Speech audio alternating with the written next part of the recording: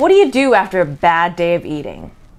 One of the keys to damage control is how you stuff your face when it comes to your choice of macronutrients, which I talked about in my last video. Stuff your face like this, not like this.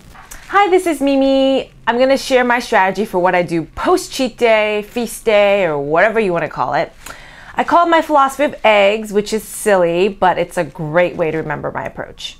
Before I get into it, the secret to damage control and maintaining low body fat after you eat much more than you planned is to get right back on track. Yeah, it's pretty simple, but that really is the biggest key. Unlike strategic refeeds, which are usually higher in carbs and low in fat, your cheat meal, your cheat day is most likely to have lots of fat, sugar, and salt, which is literally addictive like a drug. So you have to make a quick turnaround the days after your big feast, otherwise it's only going to get harder and harder. More often than not, that one cheat day will turn into 2 and then 3. And then it's just a downhill battle from there because you just can't stop yourself. You're addicted. So that one cheat day will turn into a cheat week or more, and it's a surefire way for you to feel miserable and be fat. Nip into the bud and just go right back to normal eating the day after. In the overall scheme of things, one day of overeating and eating like crap may set you back, but it's not the end of the world. In the past, I took the yo-yo dieting approach and tried to basically eat nothing the day after, but I just end up in this vicious cycle of undereating and overeating. And I don't think I need to remind you the dangers of yo-yo dieting. It does not work for your health or your long-term habits.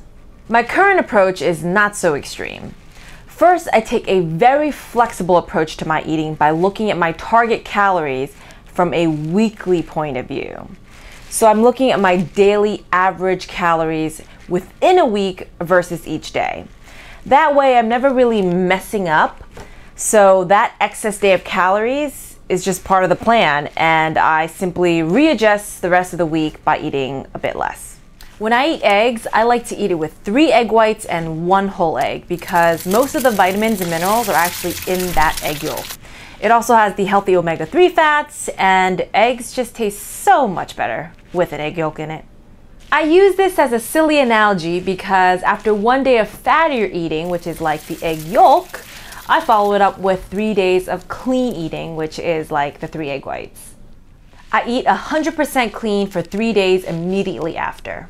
On those days, I make sure I eat high amount of protein, so I maintain my daily protein amount because it helps rev metabolism, it maintains my muscle mass, and it keeps me full for the least amount of calories.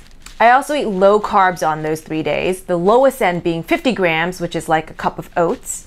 And I do this for up to 3 days, depending on how my body looks. So sometimes I may only need 1 or 2 days of 100% clean eating, high protein, and low carbs before I look okay again. That's my specific approach for what works for me. So feel free to follow the same strategy only if that makes sense to you also.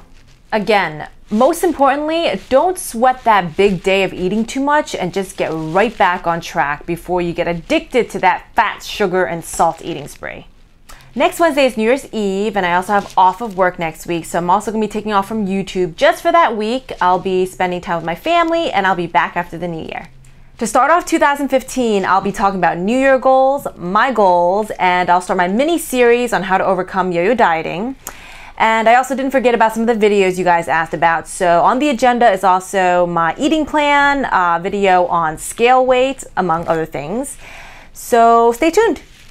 In the meantime, happy holidays, enjoy your new year, enjoy your food, and please don't get too fat. Please subscribe and check out my tips for holiday eating or the scary truth about fat and overeating if you haven't already seen it. Feel free to connect with me on Twitter at EatNotDiet or any of my other social media at Mimi Bonny. Thanks for watching.